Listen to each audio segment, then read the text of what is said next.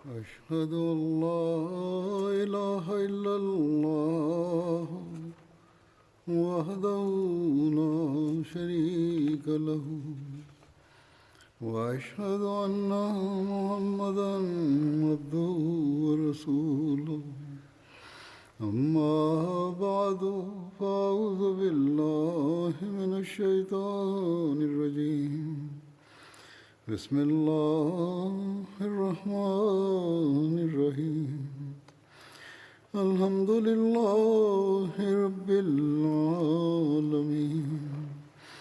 الرحمن الرحيم مالك يوم الدين إياك نعبد وإياك نستعين اهدنا الصراط المستقيم صراط الذين أنعمت عليهم غير المغضوب عليهم ولا الضالين. Précédent sermon. En évoquant le martyre du calife Omar radhiyallahu anhu, j'avais mentionné une altercation qui aurait eu lieu entre Othman radhiyallahu anhu et Ubaydullah bin Omar. J'avais cité un récit en disant que seul Allah sait jusqu'à quel point ce récit est vrai. Selon ce récit, il y a eu une dispute entre Othman et Ubaydullah bin Omar. Je vous présente les faits découlant d'une recherche plus poussée à ce sujet. Quand Ubaydullah bin Omar s'en est pris à Othman radhiyallahu anhu, eh bien ce dernier n'avait pas encore été nommé calife.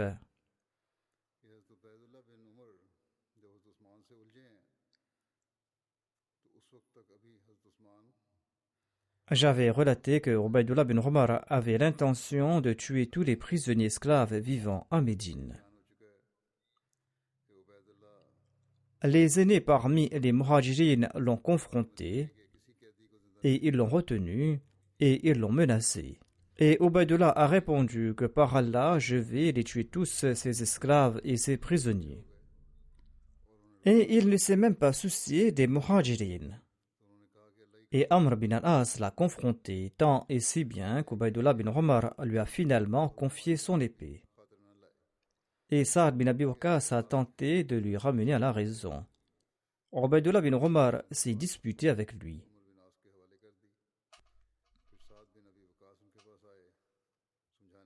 Tout comme je l'ai dit, il y a eu une empoignade avec Othman radhiyallahu anhu et des disputes avec d'autres personnes. Lorsque cet incident a eu lieu, on n'avait pas encore prêté le serment d'allégeance à Othman radhiyallahu anhu. C'est-à-dire qu'il n'avait pas encore été élu calife, tout comme je l'ai dit auparavant. On dit aussi que Ubaydullah bin Omar aurait été fait prisonnier par la suite. Ubaydullah était présenté au calife Othman après son élection.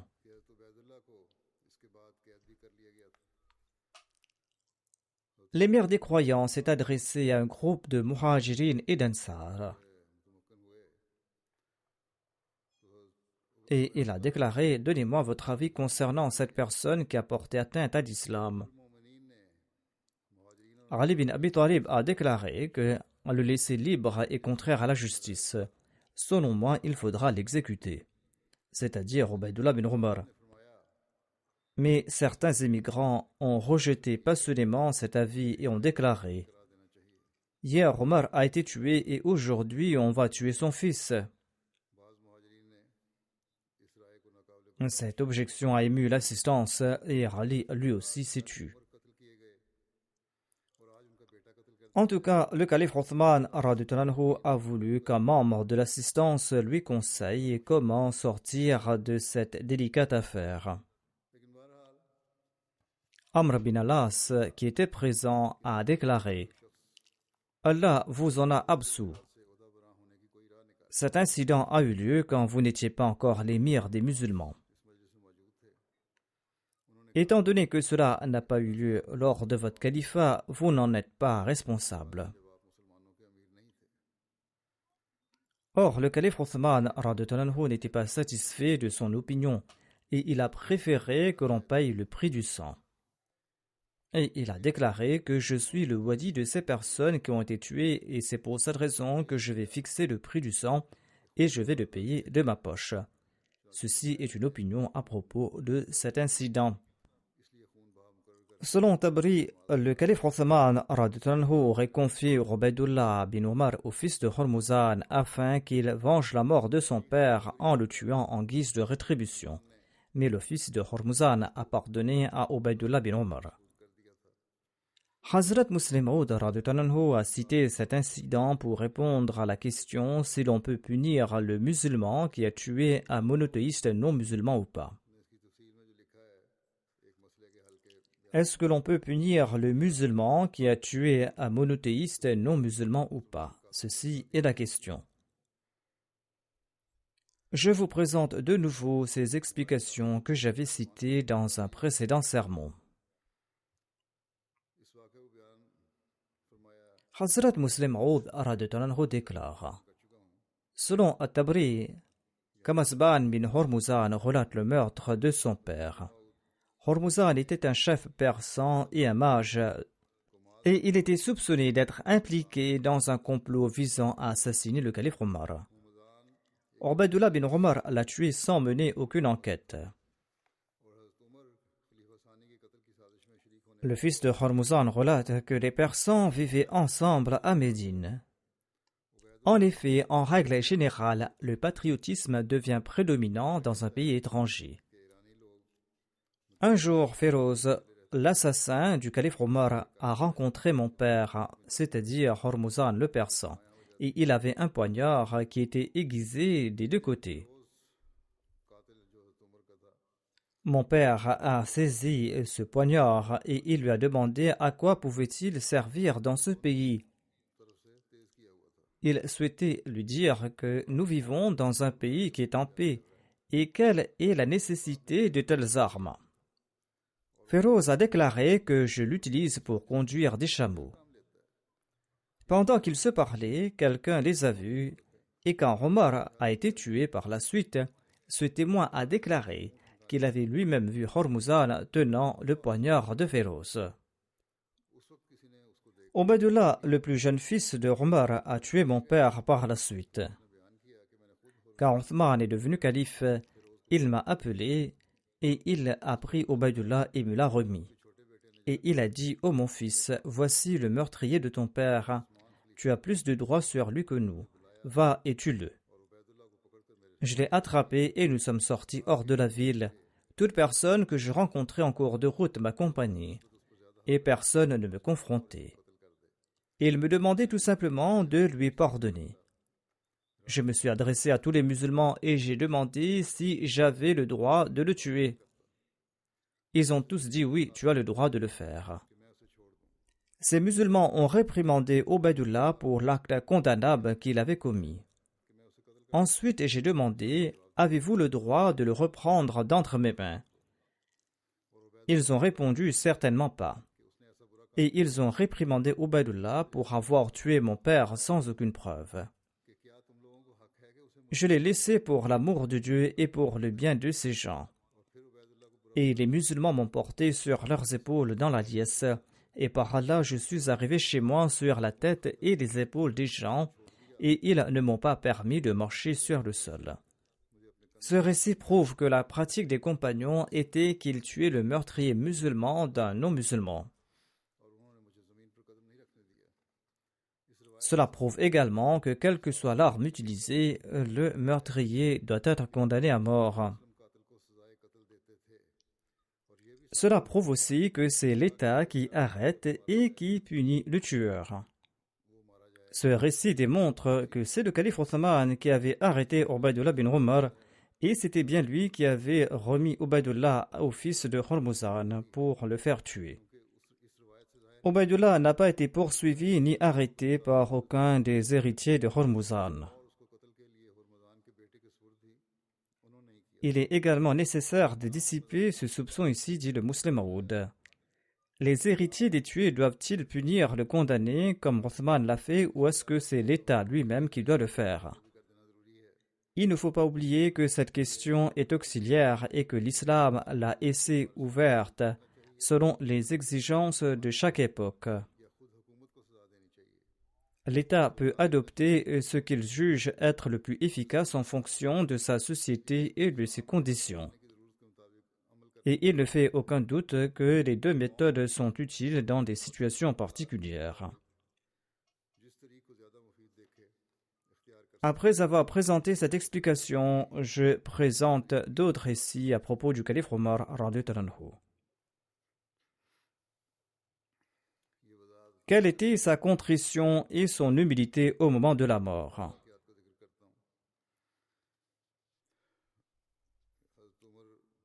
Son fils déclare: Mon père m'a dit, faites preuve de modération concernant mon linceul.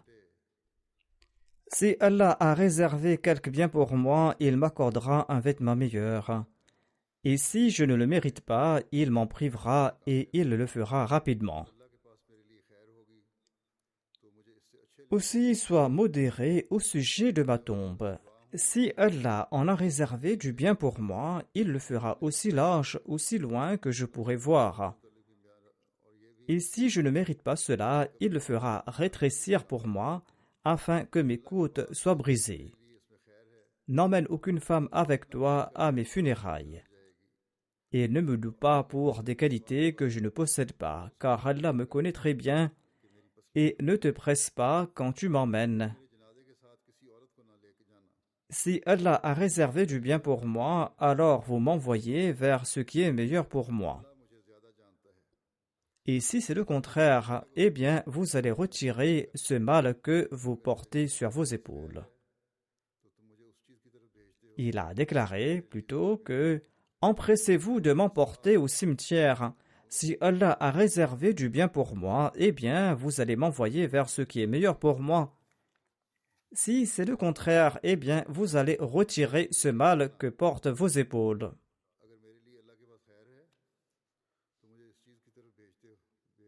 En outre, on relate également que Omar radhiyallahu anhu avait demandé de ne pas laver sa dépouille avec du musc.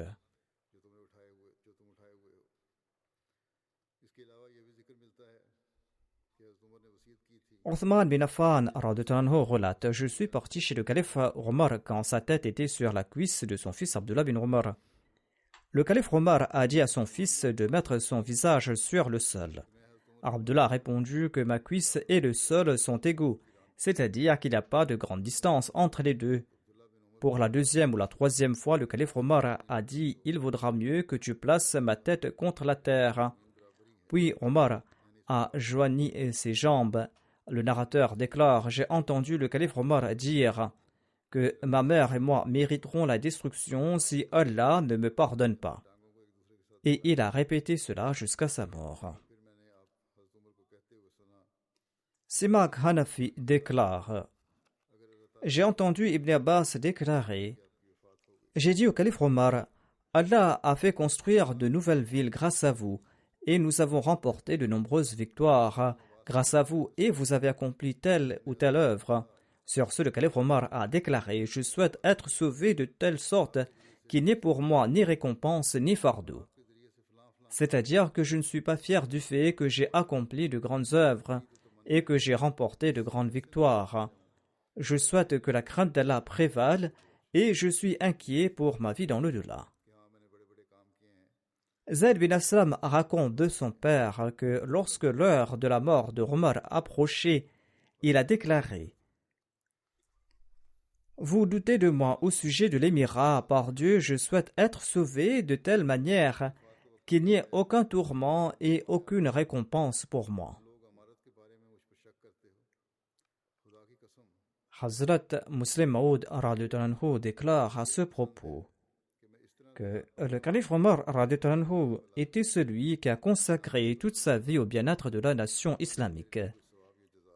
Il a offert en toute occasion des sacrifices importants.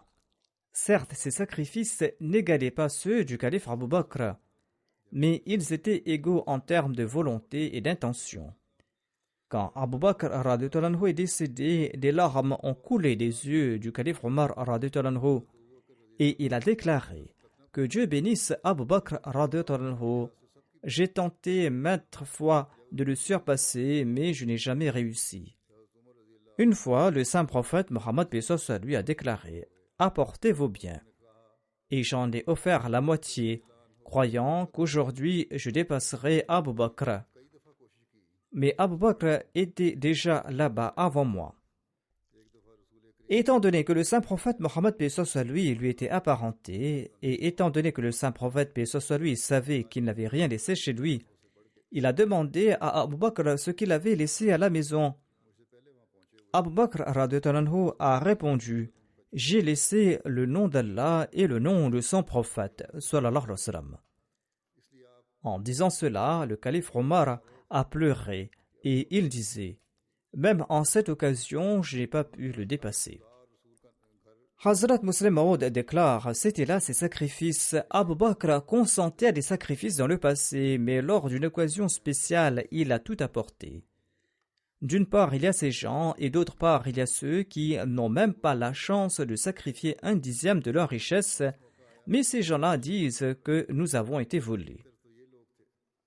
Quand le calife Omar était sur le point de mourir, il avait des larmes aux yeux et il disait « Ô mon Seigneur, je ne mérite aucune récompense.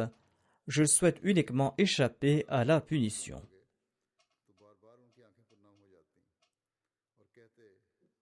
Son fils Abdullah relate l'enterrement et la prière funéraire. Abdullah a lavé sa dépouille. Ibn Omar relate que la prière funéraire du calife Omar a été offerte dans la mosquée du saint prophète Mohammed lui, et c'était Suhaib qui avait dirigé la prière funéraire. Ces prières funéraires ont été offertes à l'endroit entre la chair et la tombe du saint prophète Mohammed lui. Jabir radhiyallahu anhu rapporte Othman bin Affan, Saïd bin Zayd, Suhaib bin Sinan et Abdullah bin Omar sont descendus de la tombe pour enterrer le calife Omar radhiyallahu anhu. En sus de cela, les noms de ces personnes sont également mentionnés: Ali, Abdurrahman bin Auf, Sa'd bin Abi Waqqas, Talha et Zubair bin al-Awwam. Le Messie premier l'Islam déclare: être enterré à côté des justes est en soi une faveur. On dit que quand sa mort était proche, le calife Omar radhiyallahu anhu a demandé à Aïcha radhiyallahu anha de lui accorder une place aux côtés du saint prophète Mohammed lui. Faisant preuve d'abnégation, Aïcha radhiyallahu anha lui a offert cette place. Sur ce, le calife Omar a déclaré: après cela, je n'ai plus de chagrin, étant donné que je serai enterré dans le sanctuaire du saint prophète Mohammed sallallahu alayhi wa sallam.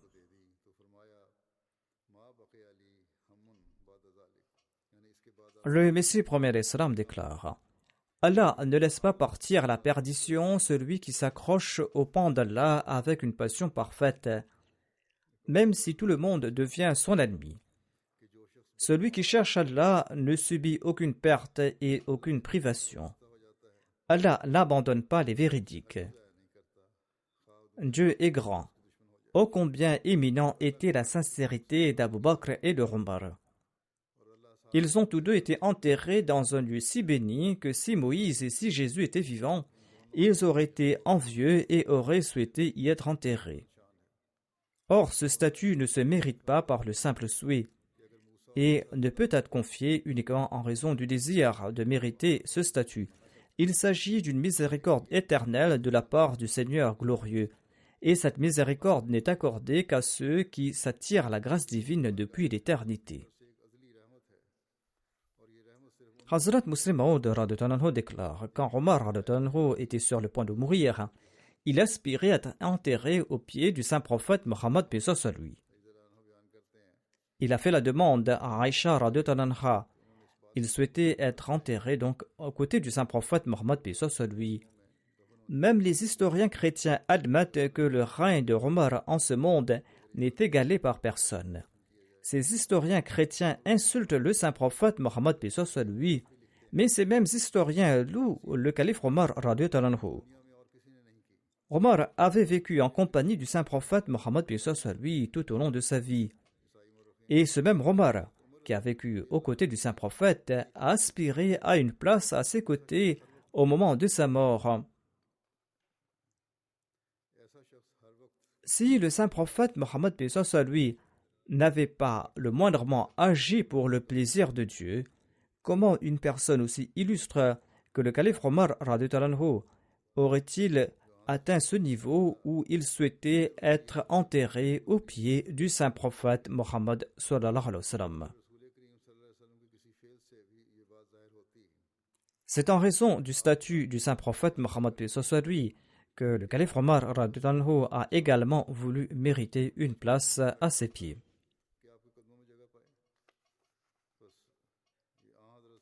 Il existe différentes opinions sur l'âge du calife Omar radhiyallahu anhu au moment de sa mort. Les recueils d'histoire présentent des âges différents, notamment Tabari, Usudul Ghaba, Al-Bidaya wa Nihaya, Riyad al-Nazara et Tarikh al-Khulafa. Selon ces recueils, il aurait 53 ans, 55 ans, 57 ans, 59 ans, 61 ans, 63 ans ou 65 ans. Mais selon le Sahih Muslim et le Tirmidhi, il aurait 63 ans au moment de sa mort. Anas bin Malik relate que le saint prophète Mohammed lui avait 63 ans au moment de sa mort.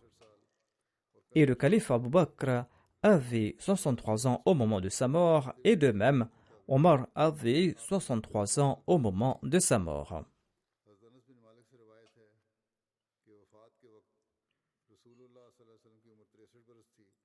Je vous présente les réactions de certains compagnons suite à la mort du calife Omar radhiyallahu anhu.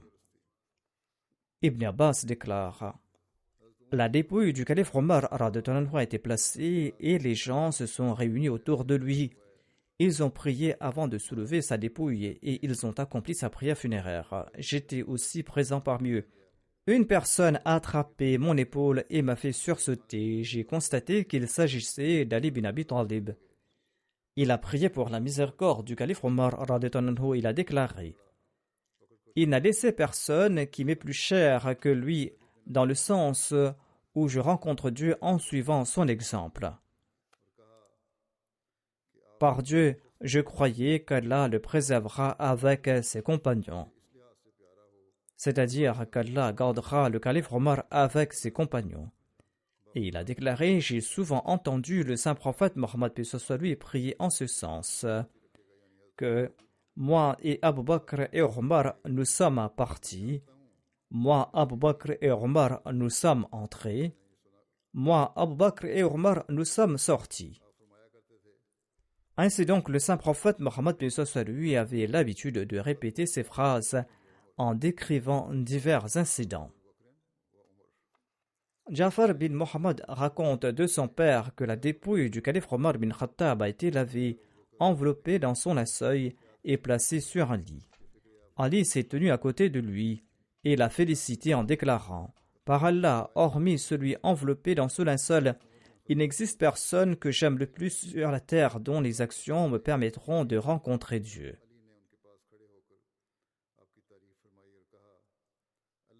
Abu Makhlad déclare: Ali bin Abi Talib a déclaré: avant que le saint prophète Mohammed paix soit lui ne décède, nous avions su qu'après lui, Abu Bakr radhiyallahu anhu était le meilleur d'entre nous. Et avant qu'Abu Bakr ne décède, nous avions su que Omar radhiyallahu anhu était le meilleur d'entre nous. Zayd bin Wahab relate: nous sommes partis voir Abdullah bin Masoud. Il a tellement pleuré en mentionnant le calife Omar que ses larmes ont mouillé les cailloux. Puis il a déclaré: le calife Omar était une forteresse pour l'islam. Les gens qui entraient n'en sortaient pas. Il était une forteresse solide et les gens qui y entraient n'en sortaient pas. Mais après sa mort, cette forteresse s'est fissurée et les gens sont en train d'abandonner l'islam. Abu Wa'il relate: Abdullah bin Masoud a déclaré que si la connaissance du calife Omar était placée sur un plateau de la balance et la connaissance de tous les autres êtres humains était placée sur l'autre plateau, celui du calife Omar serait le plus lourd. Abu Wail a déclaré: j'en ai parlé à Ibrahim. Il a déclaré: par Dieu, cela est vrai. Abdullah bin Masoud a ajouté: j'ai demandé ce qu'il a dit. Après la mort du calife Omar, 9/10 de la connaissance a disparu. Anas a déclaré: quand Omar bin Khattab est tombé en martyr, Abu Talha a déclaré: il n'y a pas de maison citadine ou bédouine en Arabie qui n'a pas été affectée par le martyr du calife Omar. C'est-à-dire qu'il aidait toutes ces personnes et certainement elles seront affectées par son départ. Après les funérailles du calife Omar, Abdullah bin Salam s'est tenu tout près de son lit et il a déclaré: ô Omar, quel grand frère en islam étais-tu? Tu étais généreux en faveur de la vérité et avare pour le mensonge. Au moment de la concorde, tu faisais montre d'entente et au moment de se mettre en colère, tu te mettais en colère. Tu étais pur d'esprit et magnanime et tu ne faisais pas de louanges déplacées et tu ne médisais pas non plus. Selon un récit, Saïd bin Zayd a pleuré suite à la mort du calife Omar. Quelqu'un lui a demandé: ô Abul Ahwar, pourquoi pleures-tu? Il a répondu: je pleure pour l'islam. Certainement, sa mort a causé un grand vide, un vide qui ne sera jamais comblé jusqu'au jour de la résurrection. Ibn Omar déclare: durant la vie du saint prophète Mohammed, lui, nous avions l'habitude de dire que le meilleur après lui dans sa Ummah est Abu Bakr, vient ensuite Omar et enfin Othman, qu'Allah soit content d'eux. Huzaifa a déclaré: l'exemple de l'islam à l'époque du calife Omar était comme celui qui était sur la voie du progrès continu. Quand il est tombé en martyr, cette période a tourné le dos et cette période a continué à reculer. Voici le compte-rendu des épouses et des enfants du calife Omar. Il avait en tout 10 épouses à différentes époques. Et de ces mariages, il avait eu 9 fils et 4 filles. Parmi ces filles, il y avait Hafsa qui était l'épouse du saint prophète Mohammed sallallahu alayhi wa sallam. Sa première épouse se nommait Zainab bin Mazoun. Elle était la sœur d'Othman bin Mazoun. Elle a donné naissance à Abdullah, Abdurrahman, Akbar et Hafsa. Son épouse Kulthum bint Ali bin Abu Talib a donné naissance à Zayd, Akbar et Ruqayya. Mulaika bin Jarwal était également connue comme Kulthum. Elle a donné naissance à Zayd, à Asghar et à Ubaydullah.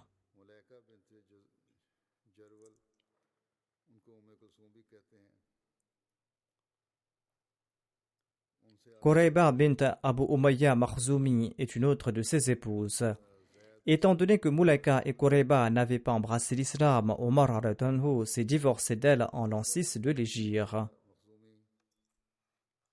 Jamila bint Thabit était aussi connue comme Asiya. Le saint prophète Mohammed lui avait changé son nom en Jamila. Elle était la sœur d'Asim bin Thabit, un compagnon de Badr. Elle a donné naissance à son fils Asim. Son épouse Lohaya a donné naissance à Abdurrahman et à Awsat.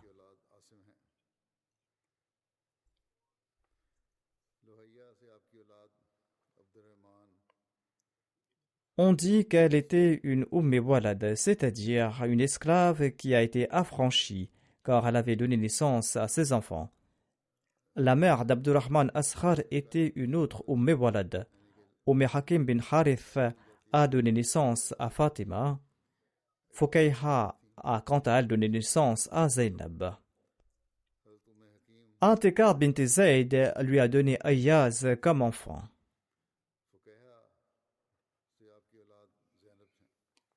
Edward Gibbon, le célèbre orientaliste, a loué le calife Omar en ces termes: l'abstinence et l'humilité d'Omar n'étaient pas inférieures aux vertus d'Abu Bakr.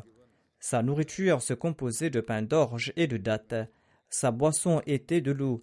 Il prêchait dans une chemise déchirée et en lambeaux en 12 endroits. Le gouverneur persan qui rendit hommage à ce vainqueur le trouva endormi parmi les mendiants sur les marches de la mosquée des musulmans. L'économie est la source de la libéralité et les augmentations des revenus ont permis à Omar d'établir une juste et perpétuelle récompense pour les services passés et présents des fidèles. Insouciant de ses propres rétributions, il attribua à Abbas, l'oncle du prophète, paix soit lui, la première et la plus généreuse allocation de 25 000 dirhams en pièces d'argent. 5 000 furent attribués à chacun des vétérans du champ de bataille de Badr. Et le dernier et le plus bas des compagnons du saint prophète Mohammed, paix soit lui, recevait la récompense annuelle de 3 000 pièces d'argent. Dans son livre The 100, Michael H. Hart a énuméré les 100 personnalités les plus influentes de l'histoire. Le saint prophète Mohammed paix soit lui est le premier qu'il a mentionné, et il a placé le calife Omar au numéro 52 de cette liste. Il écrit que Omar bin al-Khattab était le deuxième et probablement le plus grand des califes musulmans. Il était un contemporain plus jeune de Mohammed sallallahu alayhi wa sallam, et à l'instar du prophète, il était né à la Mecque. L'année de sa naissance est inconnue, mais c'était peut-être en l'an 586. Omar était à l'origine l'un des adversaires les plus acharnés de Mohammed sallallahu alayhi wa sallam et de sa nouvelle religion. Soudainement, cependant, Omar s'est converti à l'islam, et par la suite, il était un de ses plus fervents partisans. Le parallèle avec la conversion de saint Paul au christianisme est frappant. Omar est devenu l'un des plus proches conseillers du saint prophète Mohammed paix soit lui, et il le resta tout au long de la vie de celui-ci. En 632, Mohammed sallallahu alayhi wa sallam mourut sans avoir nommé de successeur. Omar a rapidement soutenu la candidature d'Abu Bakr, un proche collaborateur et beau-père du prophète. Cela a évité une lutte pour le pouvoir. C'était là son observation personnelle. Ces gens ne sont pas prêts à accepter que les gens avaient nommé Abu Bakr calife à l'unanimité. En tout cas, cet auteur occidental a présenté son point de vue mondain ici. Il déclare que Omar a rapidement soutenu la candidature d'Abu Bakr et cela a évité une lutte pour le pouvoir, et Abu Bakr a été reconnu comme le premier calife ou successeur de Mohammed. Abu Bakr était un dirigeant couronné de succès, mais il est mort 2 ans après avoir servi comme calife. Cependant, il avait spécifiquement nommé Omar, qui était le beau-père du prophète, pour lui succéder. Ainsi, une fois de plus, une lutte pour le pouvoir a été évitée. Ici, encore une fois, il porte un regard mondain sur cette situation, mais en tout cas, il est en train de louer le calife Omar. Il déclare: Omar est devenu calife en 634 et conserva le pouvoir jusqu'en 644, et il fut assassiné cette année à Médine par un esclave persan. Sur son lit de mort, Omar a nommé un comité de 6 personnes pour choisir son successeur, évitant de nouveau une lutte armée pour le pouvoir. Le comité a choisi Uthman, le 3e calife, qui a régné de 644 à 656 de l'ère chrétienne.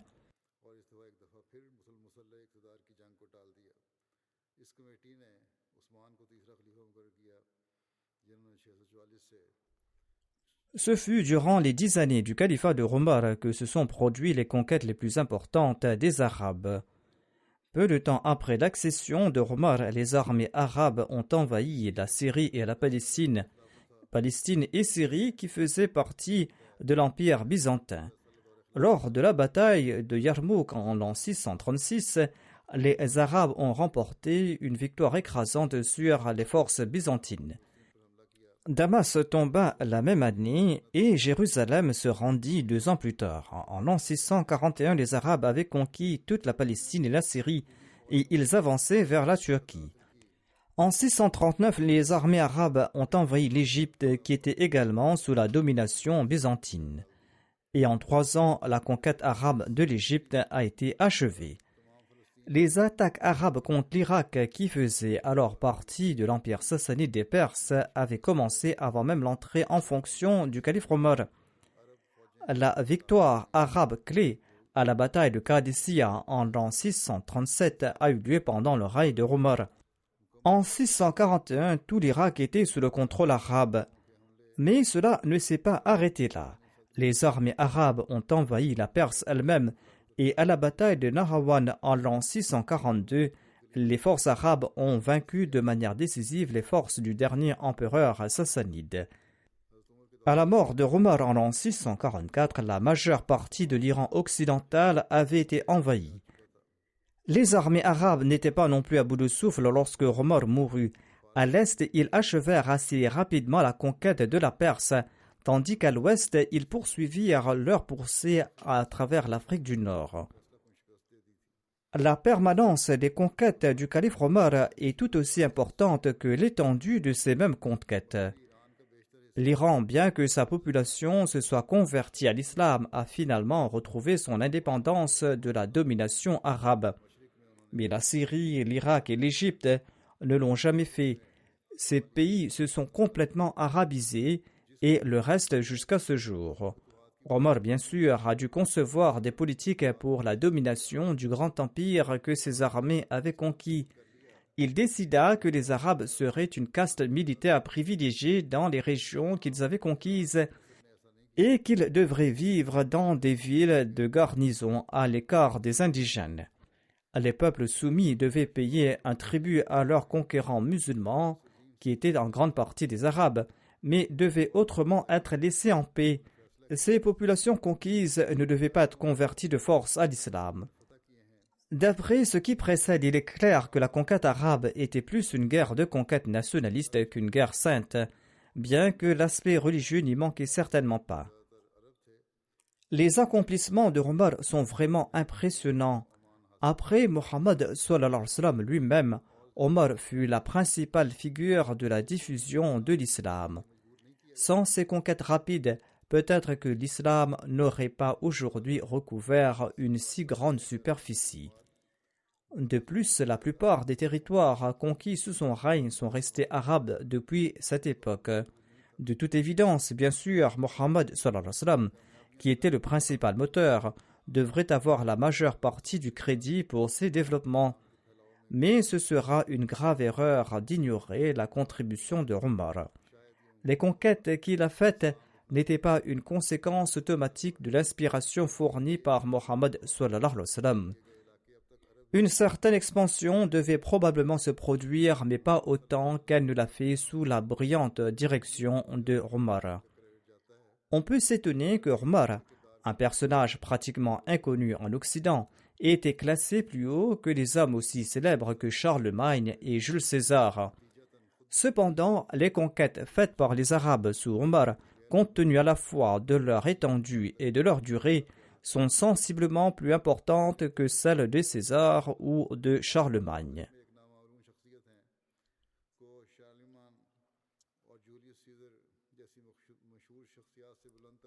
Dans son livre History of the Arabs, le professeur Philippe Kaheti déclare quant à lui: de manière simple et frugale, Omar, énergique et talentueux, était de taille imposante et d'un physique fort, et il avait une tête chauve, et il a continué au moins pendant un certain temps, après être devenu calife, à subvenir à ses besoins par le commerce, et il a vécu toute sa vie dans un style aussi simple que celui d'un cheikh bédouin.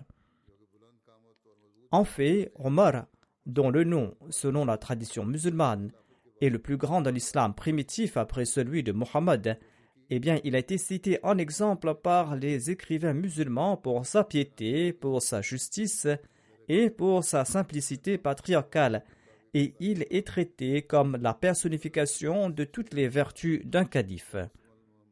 Son caractère irréprochable est devenu un modèle à suivre pour tous les successeurs consensueux. Il possédait, nous dit-on, une seule chemise et un seul manteau, dont les parties rapiécées étaient visibles. Il dormait sur un lit de feuilles de palmier et il n'avait d'autre souci que le maintien de la pureté de la foi et le maintien de la justice et l'ascendant et la sécurité de l'islam et des Arabes. Je mentionnerai d'autres parties à ce propos à l'avenir, Inch'Allah.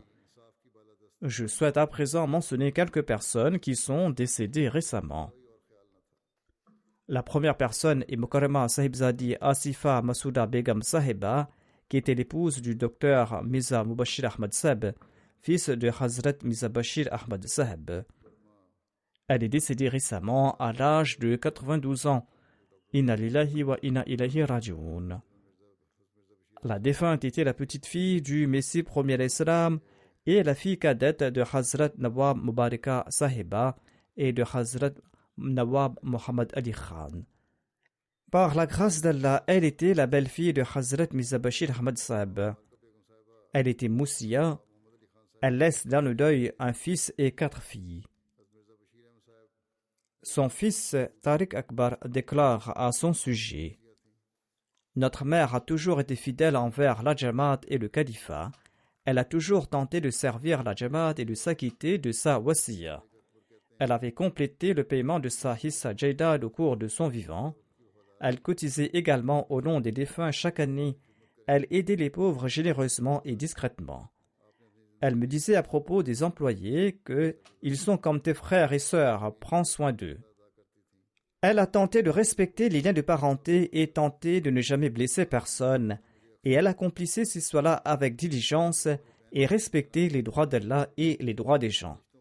Naïma Sahiba, sa belle-fille, déclare: Lorsque la construction de notre maison a été achevée aux États-Unis, elle nous a conseillé d'accomplir des prières nawafil dans chaque pièce et dans chaque coin de cette maison avant d'y apporter nos effets. Après la mort de ma mère, elle m'a dit de ne pas penser que je suis sans mère et de la considérer comme ma mère. En réalité, elle était emplie d'amour et priait beaucoup pour moi et m'aimait plus que ses filles.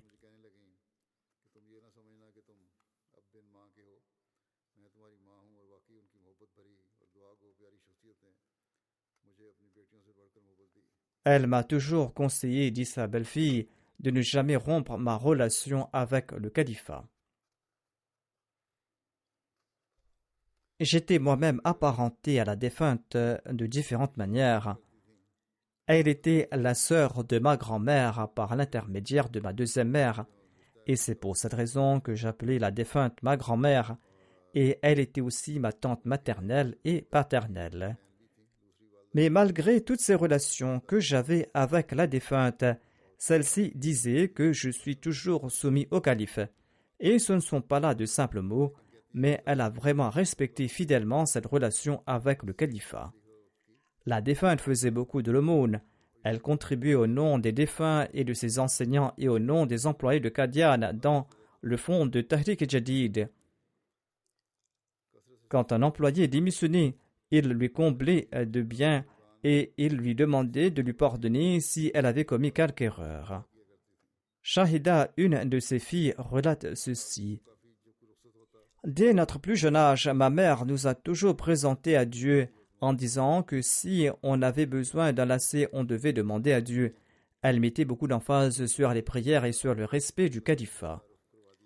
Au moment de l'élection du nouveau calife, elle avait l'habitude de dire que quiconque est élu comme calife doit être obéi au doigt et à l'œil. Elle disait aussi: priez pour que vous soyez les branches verdoyantes du Messie premier l'Islam et pas des branches sèches, et ne soyez pas la cause de l'égarement des autres. Sa fille Nusrat Jahan déclare quant à elle: dès notre enfance, notre mère s'est souciée de notre éducation morale et spirituelle. Et quand elle récitait le Saint-Coran, elle s'arrêtait à un verset et nous en expliquait le sens ou nous prodiguait d'autres conseils. Elle mentionnait toujours les anciens à cet égard. Et elle avait en mémoire de nombreuses histoires inestimables et instructives, des histoires qu'elle nous répétait et nous relatait souvent.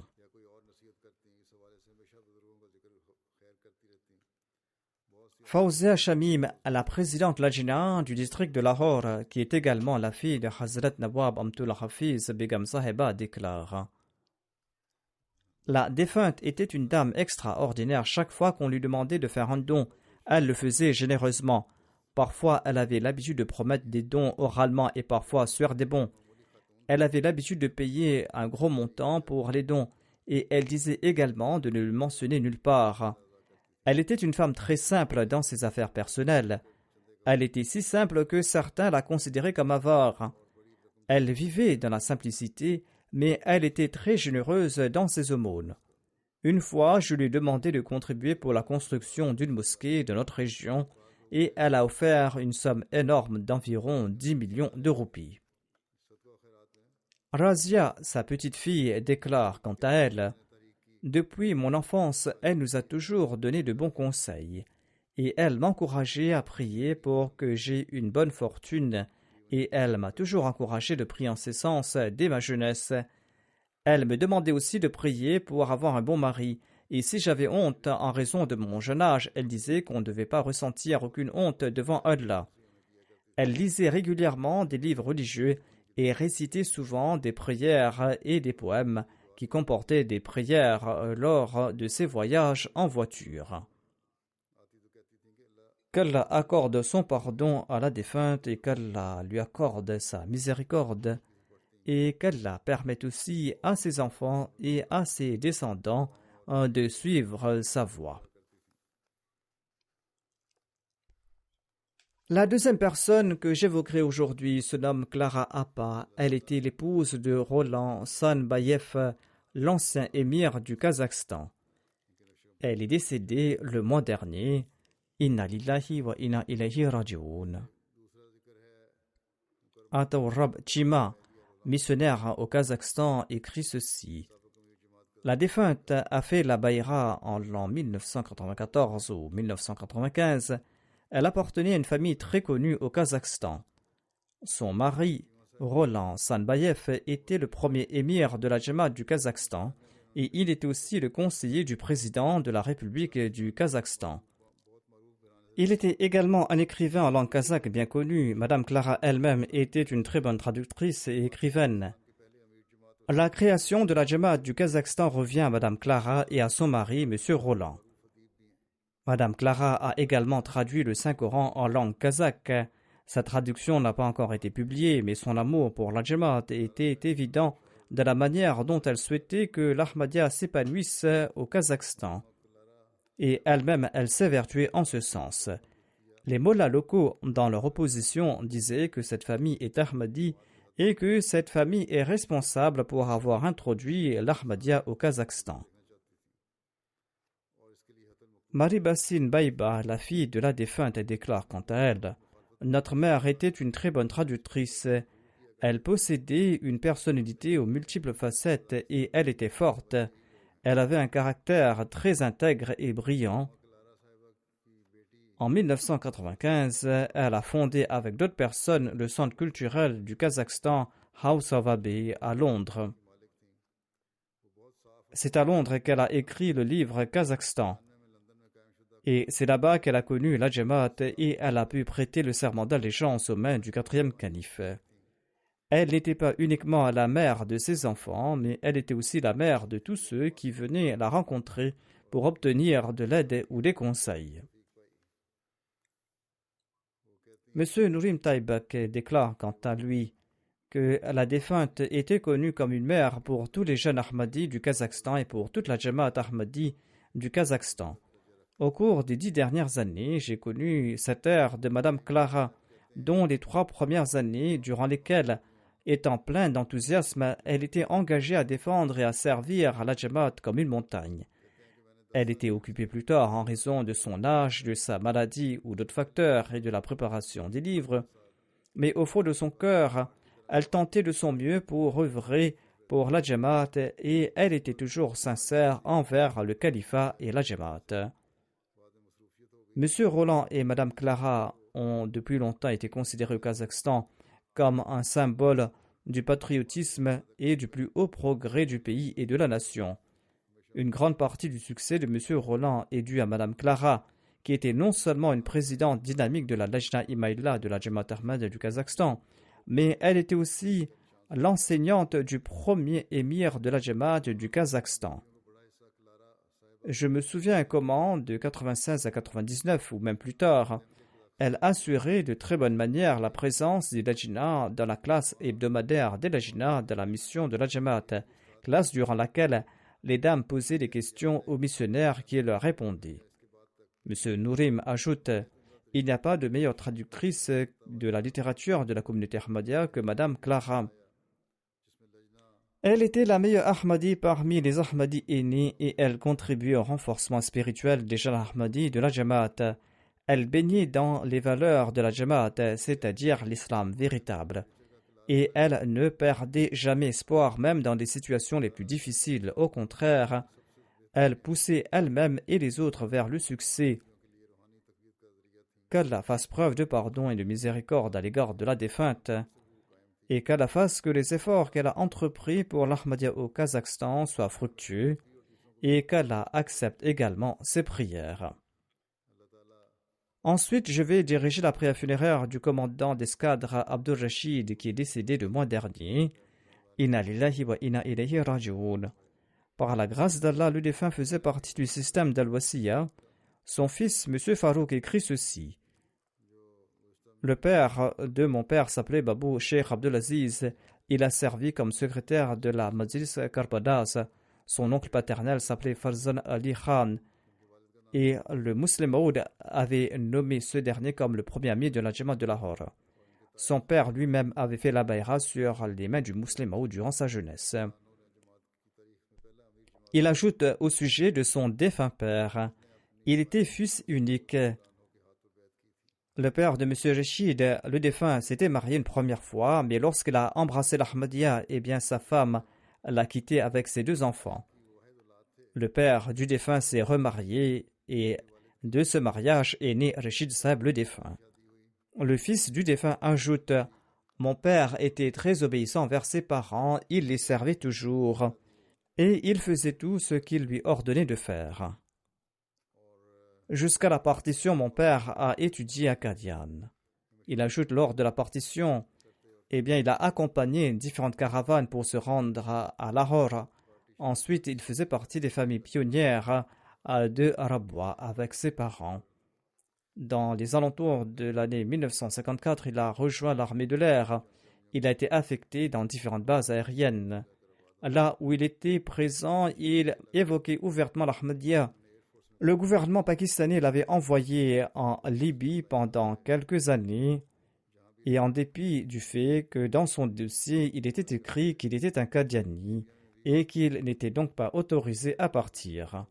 Mais son supérieur l'avait quand même envoyé en disant que je ne connais pas d'autres officiers comme toi. Le fils du défunt ajoute: mon père racontait qu'une fois il a rencontré l'ambassadeur du Pakistan en Libye. Lorsqu'il est entré dans le bureau de l'ambassadeur, sur le côté, il avait des livres et des pamphlets contre la communauté en langue arabe. Courageusement, mon père a demandé à l'ambassadeur qu'est-ce que cela faisait ici et pourquoi il les avait gardés. L'ambassadeur a répondu qu'il s'agissait de futilités et qu'il ne devait pas s'en faire. Ceci a été imprimé par le gouvernement de Zalrock. Il nous a envoyé cela pour que nous distribuions cela dans ces pays et il a envoyé cela dans toutes les ambassades pakistanaises dans les pays arabes. En 1982, lorsque le 4e calife était en Espagne, il a nommé le défunt émir de la communauté de la Libye.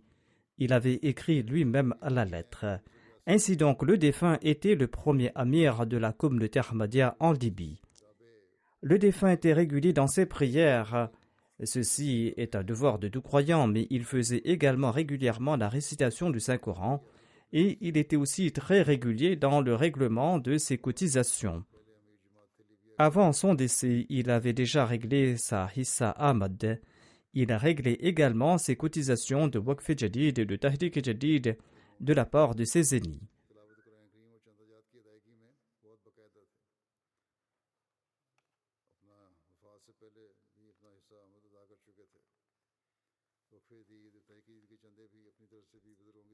Le fils du défunt ajoute: notre père avait l'habitude de relater un récit du 2e calife. Au tout début de leur séjour à Rabwa, un jour, le 2e calife l'avait fait venir.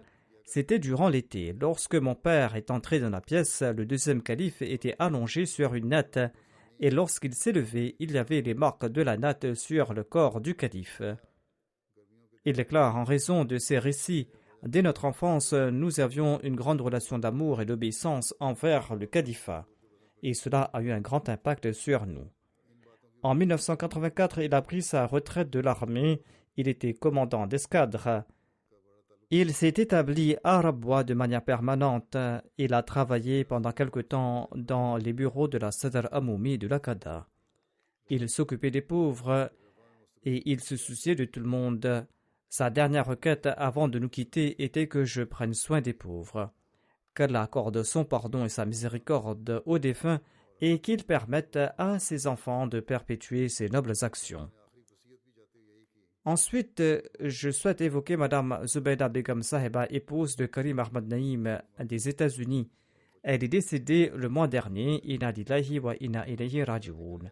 Elle était la belle-fille cadette du docteur Hashmatullah Khan.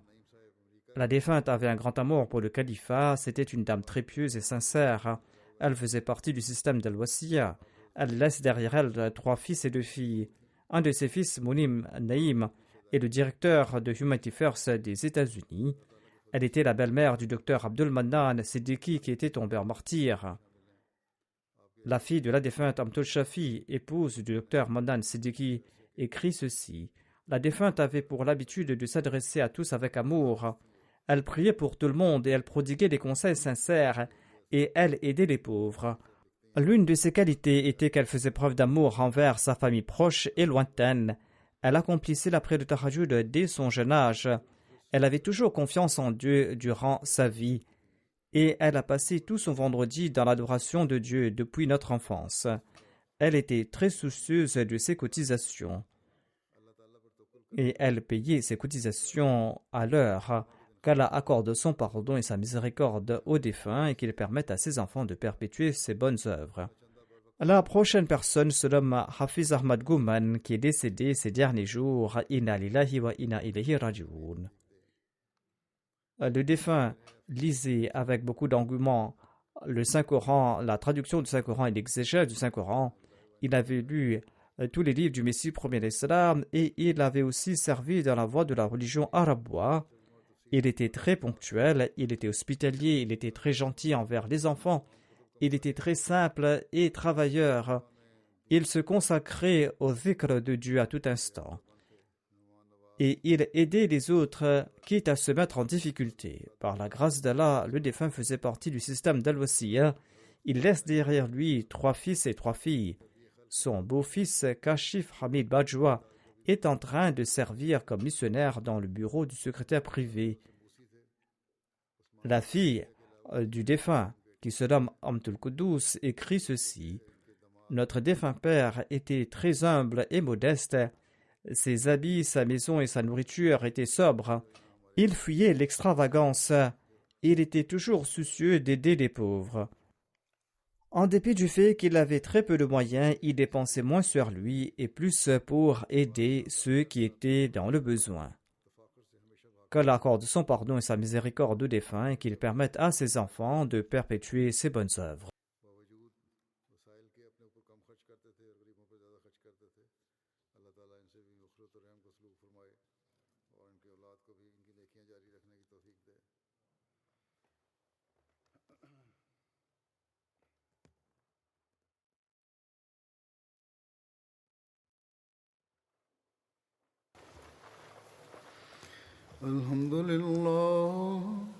الحمد لله نحمده ونستعينه ونستغفره ونؤمن به ونتوكل عليه ونعوذ بالله من شرور أنفسنا ومن سيئات أعمالنا من يهده الله فلا مضل له ومن يضلل فلا هادي له ونشهد أن لا إله إلا الله ونشهد أن محمدا عبده ورسوله عباد الله رحمكم الله إن الله يأمر بالعدل والإحسان وإيتاء ذي القربى وينهى عن الفحشاء والمنكر والبغي يعظكم لعلكم تذكرون اذكروا الله يذكركم وادعوه يستجب لكم ولذكر الله أكبر